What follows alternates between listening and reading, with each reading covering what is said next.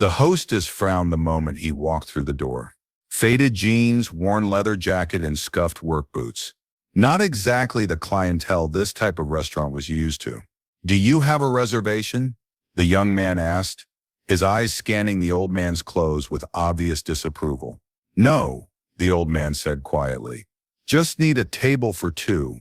That's when nobody knew what was really there. This man had walked these same streets 30 years ago as a returning war hero, but now he just looked like another retiree living on a fixed income. The hostess took a breath. "I'm sorry, but we're completely booked tonight."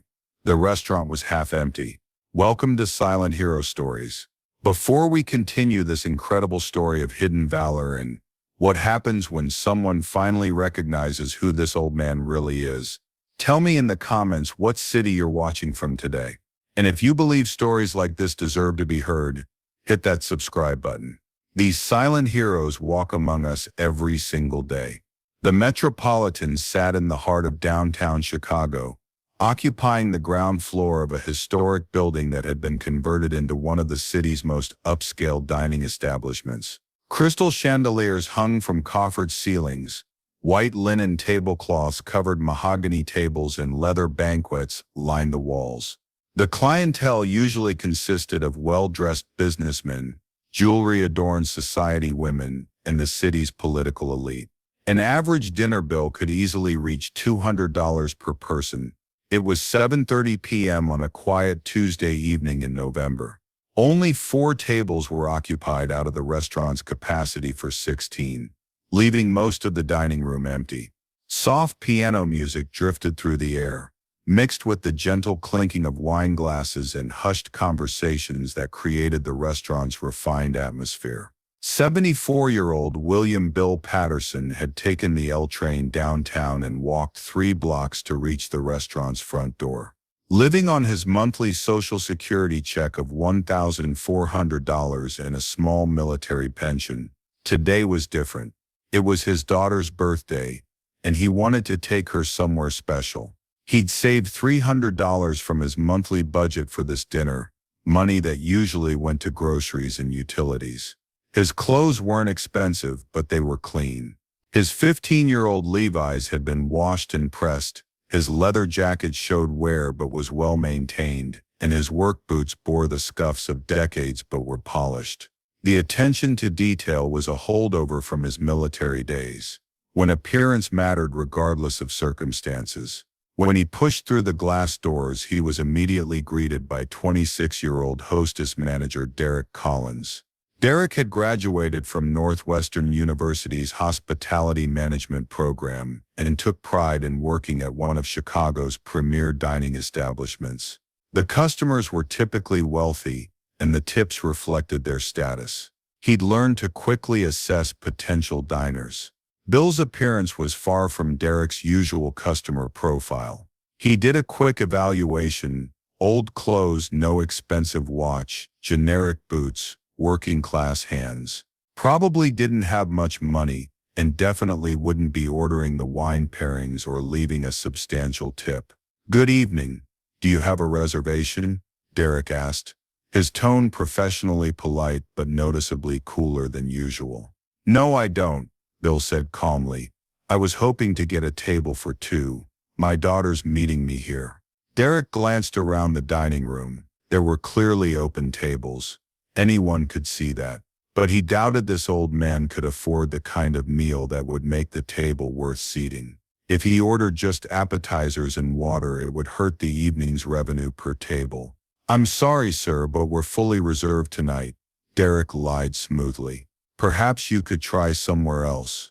Bill looked around the dining room. The empty tables were obviously available. He understood what was happening.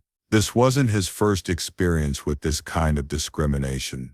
As he'd gotten older and his financial situation had tightened, he'd encountered this treatment more frequently. "I see," he said quietly. He didn't want to cause a scene or start an argument. He just wanted to give his daughter a nice birthday dinner. Several other diners in the restaurant had begun to notice the exchange. A middle-aged couple at a corner booth had watched the old man being turned away, and a young woman sitting by the window had looked up from her meal. Everyone could see the empty tables. "Maybe you could recommend another place?" Bill asked, still hoping to salvage his daughter's birthday plans. "There's a diner about 2 blocks down," Derek said, adjusting the menus in his hands. "That might be more suitable for what you're looking for." The meaning behind suitable was clear, and Bill understood the coded language. It meant you don't belong with our kind of clientele. He was turning to leave when executive chef Marcus Thompson emerged from the kitchen and noticed the situation developing. At 48, Marcus was not only the head chef but also a part owner of the Metropolitan. He'd been in the restaurant business for 20 years and understood both culinary excellence and customer relations. Marcus had overheard Derek turning away an elderly customer and felt uncomfortable about it. The restaurant's policy was built on treating all guests with respect, and Derek's behavior was unacceptable. "Derek, what's the problem here?" Marcus asked, removing his chef's coat as he approached. "No reservation, and we're fully booked," Derek replied, maintaining his lie. Marcus looked around the dining room. Empty tables were clearly visible, and the restaurant was operating at less than a quarter capacity. He couldn't understand why Derek would lie about availability. He turned to Bill. "Sir, welcome to the Metropolitan. I'm Chef Thompson. What seems to be the issue?" "No issue," Bill said simply. "I just wanted a table for 2 to celebrate my daughter's birthday, but I understand you're fully booked." Marcus noticed something about the older man's bearing. Despite his simple clothes, he carried himself with a certain dignity, straight posture, measured speech, respectful but confident demeanor. There was something familiar about his presence, though Marcus couldn't place it. "We definitely have tables available," Marcus said, shooting Derek a sharp look. "Right this way, please." Derek was caught off guard. He hadn't expected the chef owner to intervene. "But chef, the reservations." "What reservations?" Marcus asked pointedly. "When did we become fully booked?" Derek couldn't answer. He'd been exposed. Marcus led Bill to one of the best tables in the house, near the window overlooking the Chicago River. "Let me get you something to drink while you wait for your daughter." "Thank you," Bill said, smiling, for the first time that evening. "That's very kind of you." As Marcus headed back toward the kitchen, he kept thinking about the older man. Something about his demeanor reminded him of his own father, who had served in Vietnam. There was a quality, a kind of quiet strength, that he associated with veterans of that era. When he brought the drinks, Marcus sat down briefly. "I apologize for the confusion at the door. I'm also one of the owners here, and we want to make sure every guest feels welcome." "I appreciate that," Bill said. "It's my daughter's birthday today. She's a doctor, very successful. I wanted to take her somewhere special." "How old is she turning?" 35. "I'm very proud of her. She works at Northwestern Memorial, emergency medicine." During this conversation, Marcus noticed Bill's hands, working hands that showed both manual labor and careful attention to detail. And there was a ring on his right hand, simple metal, that looked military in origin. "Excuse me for asking, but that's an interesting ring. Does it have special significance?" Bill looked down at his hand and was quiet for a long moment. Finally, in a low voice he said, "Military. From a long time ago." Welcome to Silent Hero Stories. Before we continue this incredible story of recognition and respect unfolding at the Metropolitan Restaurant in Chicago, tell me in the comments what city you're watching from today. And if you believe stories of quiet courage and hidden valor, like Bill's, deserve to be heard. These silent heroes walk among us every single day. That's when something clicked for Marcus. The ring, military service, the man's age and bearing, it was adding up to something significant. He'd grown up hearing stories from his father about Vietnam veterans, and this combination of details was triggering a memory. "What branch did you serve in?" Marcus asked carefully. Marines, Bill said simply. 1968 to 1970. Vietnam. Marcus's heart began to race. Those dates, that service branch, his father had told him countless stories about Marine heroes from Vietnam, especially about one particular battle that had become legendary in military circles. Were you at Khe Sanh? Yes. What was your unit? Bill hesitated. These weren't conversations he liked to have. 3rd Battalion, 26th Marines, he said quietly. Marcus felt the blood drain from his face. His father had served in the army during Vietnam and had often spoken about the Marines who'd held Khe Sanh during the siege. One story in particular had been told and retold in their household about a Marine sergeant who had single-handedly held a position for 6 hours after his squad was overrun, allowing 2 companies to evacuate. What was your rank? Staff Sergeant. Marcus's hands began to tremble. The pieces were falling into place with devastating clarity. Staff Sergeant Patterson. Bill's eyes widened slightly. Very few people knew that story, and even fewer would recognize the name after all these years. You're the Marine who held Hill 950, aren't you? Bill said nothing, but his silence was confirmation enough. Marcus stood up abruptly. His legs felt unsteady. He was looking at a living legend, a man whose actions had saved hundreds of American lives during one of the war's most brutal battles. The story had been classified for years, but military families had passed it down through informal channels. Derek, Marcus called to the hostess, his voice carrying new urgency. Come here. Now Derek approached cautiously, unsure why his boss seemed so agitated. This gentleman, Marcus said, his voice shaking with emotion, is Staff Sergeant William Patterson, United States Marine Corps. In 1969, he held a strategic position at Khe Sanh for 6 hours against overwhelming enemy forces, allowing 400 American soldiers to evacuate safely. He was wounded 3 times, but refused to abandon his post. Derek's face went from confused to horrified in seconds. I didn't know. Of course you didn't know, Marcus continued. Because real heroes don't walk around advertising their service. They live quietly among us, and we're too busy judging them by their clothes to recognize who they really are. Other diners were now paying attention to the unfolding scene. The couple at the corner booth had moved closer, and the young woman by the window had stopped eating entirely. Everyone was listening intently. Sir, the middle-aged man from the corner booth approached. I'm Robert Chen, retired Air Force. If you're the Patterson from Khe Sanh, then, my God, every military family knows that story. I heard about it too, said the young woman, standing up from her table. Sarah Williams, and I teach history at Lincoln Park High School.